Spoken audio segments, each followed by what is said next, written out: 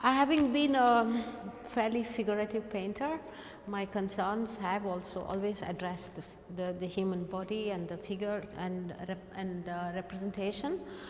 But over the years, the figure has got transformed into the idea of the body as well. So a lot of the installations address the presence of the body within the space, and the objects themselves also allude in a way to the scale of the human body. Here, for example, this is a work that's called Of All People, and it kind of began with my discovery, like many other materials that I do discover, small sculptural pieces of wood, which look like basically pieces of wood. In that sense, they're just sheer, mere material. But on closer look, you see that there actually are figures with a rudimentary delineation of face and body.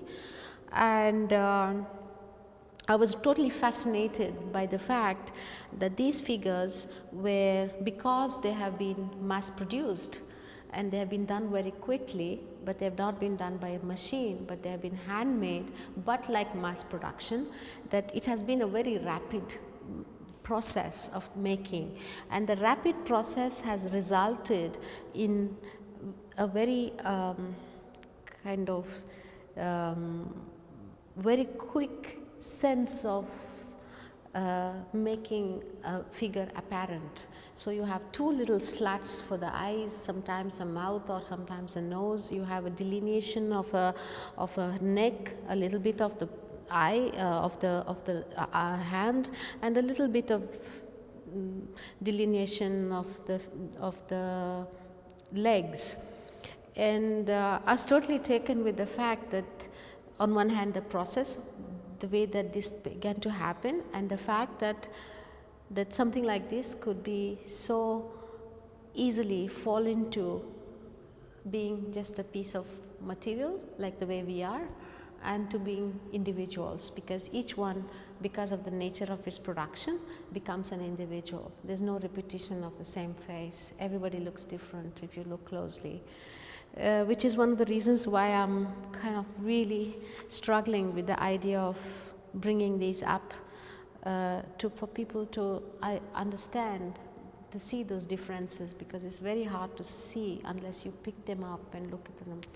And the other is to talk about the hour scale in relation to that I did not want them to end up being puppets, only little dolls. So I have worked out a system where sometimes the whole room you are a much smaller entity, but in relation to, say, a door or a window, you are a certain scale. Then when you look down on so many people, you look down on so many of a mass, and you can also, in a way, when you look at it in this way, you can distance yourself in time as well. You can see kind of maybe certain histories played out, or so there is a certain reference to history, to man-made history, to a sense of idea of freedom and confinement. There is the idea of ridiculous posturing of an individual on top of a pedestal. So it's a kind of play with certain, actually it can be quite narrative, the installation, but I hate anything that's hitting something on the head, so it plays itself out in very abstract in terms, and also it's actually in terms of its color, which are all vernacular colors, which are quite common in South India. What got evoked, which I didn't realize, was that somehow it also looks like a playroom with all these like little play, a bigger version of play toys that are usually very brightly colored for children.